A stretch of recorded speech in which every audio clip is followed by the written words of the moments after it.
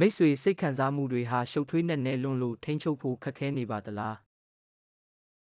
ကော်ရာရီလီရဲ့ Twisted Emotion စာအုပ်ထဲမှာဆိုရင်ကြောက်ရွံ့မှုတွေအတိတ်ရဲ့အမဲဆက်တွေနဲ့ရုန်းကန်နေရတဲ့ Kirara Vitiello ဆိုတဲ့မိန်းကလေးတစ်ယောက်ရဲ့ဇာတ်လမ်းကိုပြောပြထားပါတယ်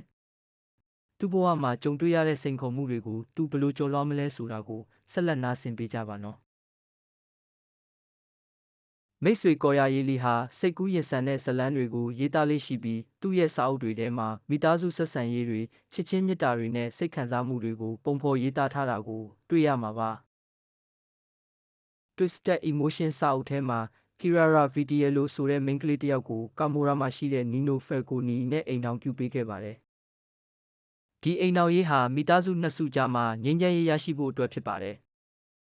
Kirara ဟာသူမရဲ့အတိတ်ကအကြောင်းတွေကြောင့်ကြောက်လန့်နေပေမဲ့မိသားစုအတွက်တာဝန်ကိုယူခဲ့ပါတယ်။ Nino ကတော့အေးတိအေးဆက်နိုင်သူဖြစ်ပြီးဒီအိမ်ထောင်ရေးကိုမဟာမိတ်ဖွဲ့ခြင်းတစ်ခုလိုပဲသတ်မှတ်ထားပါတယ်။သူတို့ရဲ့ပထမဆုံးညမှာ Kirara ရဲ့အတိတ်ကအကြောင်းတွေပေါ်လာပြီးသူမရဲ့ဦးလေးစီကအနိုင်ကျင့်ခံခဲ့ရတဲ့အကြောင်းကိုဖွင့်ဟခဲ့ပါတယ်။ Nino ကအံ့ဩစရာကောင်းလောက်အောင်သည်းခံပြီးကာကွယ်ပေးမယ်လို့ကတိပေးခဲ့ပါတယ်နီနိုရဲ့ကတိစကားကြောင့်သူတို့နှစ်ဦးကြားကဆက်ဆံရေးဟာပိုမိုရှုပ်ထွေးလာပါတယ်။ကီရာယာရဲ့အတိတ်ကအဖြစ်ဆိုးတွေကိုနီနိုကကလဲ့စားချေပေးမယ်လို့ဆုံးဖြတ်ထားပါတယ်။ဒါပေမဲ့ကီရာယာကတော့ကြောက်ရွံ့မှုတွေနဲ့ရှက်ရွံ့မှုတွေကြားထဲမှာနစ်မြုပ်နေပါတယ်။ကီရာယာဟာဖယ်ကိုနီမိသားစုရဲ့ရက်စက်ကြမ်းကြုတ်တဲ့ကဘာထဲကိုရောက်ရှိသွားပါတယ်။နီနိုရဲ့အကိုတွေဟာအထူးသဖြင့်ရီမိုဟာမိသားစုရဲ့ရက်စက်ကြမ်းကြုတ်တဲ့သဘောတဘာဝကိုကိုစားပြုပါတယ်။ဖယ်ကိုနီမိသားစုဟာသူတို့ရဲ့ဂုဏ်သိက္ခာကိုအလွန်တန်ဖိုးထားကြပါတယ်။အဲ့ဒီမိသားစုမှာရှင်သန်ဖို့အတွက်ကီရာယာဟာရှုပ်ထွေးတဲ့ဆက်ဆံရေးတွေကိုကျော်လွှားနိုင်ရပါမယ်။ရီမိုဖယ်ကိုနီဟာကာမိုရာရဲ့ခေါင်းဆောင်ဖြစ်ပြီးရက်စက်ကြမ်းကြုတ်သူတစ်ယောက်ပါ။သူတို့ဟာအချင်းချင်းအပေါ်သစ္စာရှိကြပါတယ်နီနိုရဲ့ညီကိုတွေရဲ့စိတ်အပြောင်းအလဲမြန်ဆန်မှုနဲ့ဆန့်ကျင်ဘက်အနေနဲ့နီနိုရဲ့ချဉ်းကပ်ပုံကထူးခြားပါတယ်။ Las Vegas ကိုပြောင်းရွှေ့ပြီးတဲ့နောက်ကီရာယာဟာဖယ်ကိုနီမိသားစုနဲ့အတူဘဝကိုစတင်လိုက်ပါတယ်။အိမ်ကြီးကခမ်းနားပေမဲ့အန္တရာယ်တွေနဲ့ပြည့်နှက်နေပါတယ်။နီနိုကဝေးကွာနေပေမဲ့သူမအတွက်ဆန္ဒရတစ်လုံးကိုပေးခဲ့ပါတယ်ကီရာယာဟာသူမရဲ့ပတ်ဝန်းကျင်အသစ်ကိုစူးစမ်းလေ့လာရင်းကြောက်ရွံ့မှုတွေနဲ့စိန်ခေါ်မှုတွေကိုရင်ဆိုင်နေရပါတယ်။ကီရာယာဟာဖယ်ကိုနီမိသားစုမှာနေရာတနေရာရဖို့ကြိုးစားနေရပါတယ်။ရီမိုနဲ့ကြံတဲ့အကိုတွေကိုသူမကြောက်ရွံ့နေပေမဲ့သူတို့ရဲ့လေးစားမှုကိုရရှိဖို့အတွက်သူမကိုယ်တိုင်ရပ်တည်နိုင်ဖို့တင်ယူရပါမယ်။နီနိုရဲ့စိတ်ပိုင်းဆိုင်ရာတည်ငြိမ်မှုကသူမကိုအကူအညီပေးပေမဲ့သူ့မှာခံစားချက်မရှိတာကသူမကိုအထီးကျန်စေပါတယ်။ကီရာယာဟာနီနိုစီကလူသားဆန်တဲ့အရေးအယောင်တွေကိုတွေ့မြင်လာပြီးရှုပ်ထွေးတဲ့ဆက်ဆံရေးတစ်ခုစတင်ခဲ့ပါတယ်။ရီမိုနဲ့ဆာဗီယိုတို့ရဲ့အကြမ်းဖက်ကဘာနဲ့နောက်ကျတဲ့ညမှာတွေ့ဆုံမှုတစ်ခုကကီရာယာရဲ့အတိတ်ကအဖြစ်ဆိုးတွေကိုပြန်လည်ပေါ်ပေါက်စေခဲ့ပါတယ်။သူမရဲ့ထိတ်လန့်မှုနဲ့ဒဏ်ရာတွေကသူမကိုဆက်လက်ခြောက်လန့်နေပါတယ်။နီနိုရဲ့တုံ့ပြန်မှုကနူးညံ့သိမ်မွေ့ပြီးသူမရဲ့ဒဏ်ရာတွေကိုဂရုစိုက်ပေးပါတယ်။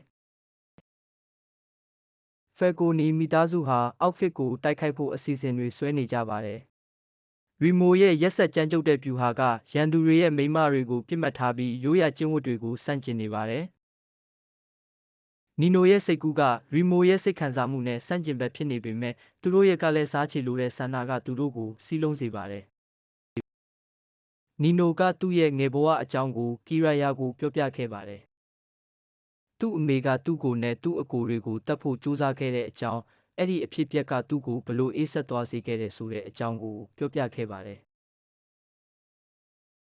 ကီရာယာဟာရီမိုရဲ့အမျိုးသမီးတွေကိုဆက်ဆံပုံနဲ့ပတ်သက်ပြီးစိန်ခေါ်ခဲ့ပါတယ်။ရီမိုကအမျိုးသမီးတွေဟာသူတို့ကိုသူတို့အသုံးချခံဖို့ခွင့်ပြုထားရင်သူတို့မှာပါတာဝန်ရှိတယ်လို့ပြောပါတယ်။ဒါပေမဲ့ကီရာယာကသူမရဲ့တန်မာမှုကိုပြသခဲ့ပါတယ်။ရီမိုကကီရာယာရဲ့တတိကိုအတိမတ်ပြုခဲ့ပါတယ်။နီနိုဟာကီရာယာကြောင့်ဖြစ်ပေါ်လာတဲ့စိတ်ခံစားမှုတွေကိုထိန်းချုပ်ဖို့ရုန်းကန်နေရပါတယ်။သူ့ရဲ့အတွင်စိတ်ပဋိပက္ခကကီရာယာနဲ့အပြန်အလှန်ဆက်ဆံရမှာထင်ဟပ်နေပါတယ် နီနိုရဲ့အတိတ်ကအဖြစ်ဆိုးတွေကသူ့ကိုခြောက်လန့်နေပါတယ်နီနိုနဲ့ကီရာယာတို့ရဲ့ဂီတအပေါ်မှာထားတဲ့ချစ်ချင်းဟာသူတို့ရဲ့ပြောင်းလဲနေတဲ့ဆက်ဆံရေးအတွက်ပုံဥပမာတစ်ခုဖြစ်လာပါတယ်သူတို့ဆန္ဒအတူတူတီးတဲ့အခါသူတို့ရဲ့တေးသွားတွေကပေါင်းဆက်ပြီးသူတို့ဘဝမှာငြိမ်းချမ်းမှုကိုစတင်ရှာဖွေနေတယ်ဆိုတာကိုဖော်ပြပါတယ်နီနိုကကီရာယာကိုချစ်ကြောင်းဝန်ခံပြီးသူမဟာသူ့ဘဝထဲကိုရှုပ်ထွေးမှုတွေယူဆောင်လာပေးတယ်လို့ပြောပါတယ်